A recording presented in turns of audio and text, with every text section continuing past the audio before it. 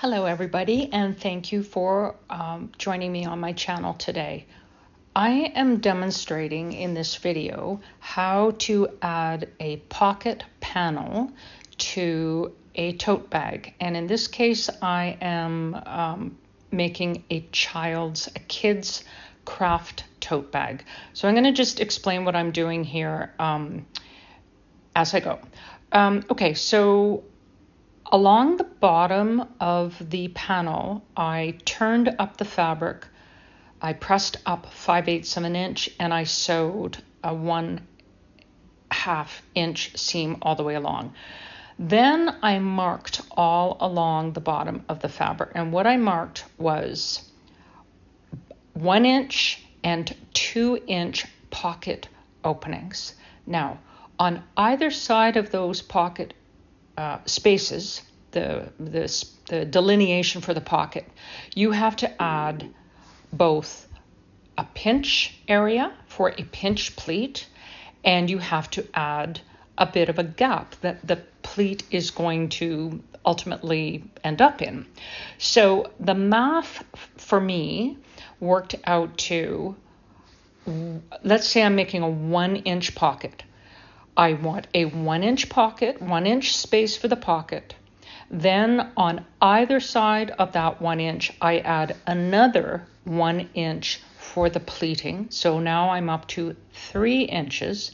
And on either side of the pinch spacing, I add another 1 inch on either side for a gap in which the pleat will ultimately sit. So back to the math. 1 inch pocket requires 1 inch gap, 1 inch pleat on either side. So now you're up to 3 inches, and you need an additional two inches. That's 1 inch gap on either side for the pinch pleat to set into. So a total of 5 inches gives you 1 inch pocket opening. Okay, so what I'm showing is that now I'm at a 2 inch pocket, and on the right side I'm pinching. I marked 1/2 inch marks. Oh, and now I'm pinching actually 2 at a time together. When you get to the kind of handy at this, you don't need to mark each pinch. You just pinch them in toward one another in the gap space, and it just works out beautifully, very neat and tidy. And I just hold it nice and tight with my thumb, and then I get a nice clip and I clip it all together. And there I go to my final pinch. This is actually just going into a gap at the far right side of the pocket panel. So as I turn this around, you'll see that everything is looking really neat.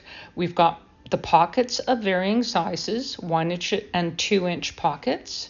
I've got pinch pleats of 1 inch each on either side, and I've got a gap of 1 inch each on either side of those pinch pleats. So the pleats end up nestling into the gap. Really neat and tidy all the way along the bottom. Now I'm just clipping the tops. Ultimately, I'm going to be basting the bottom all the way along to hold it all together. And then I will attach this piece to the main fabric of the tote bag.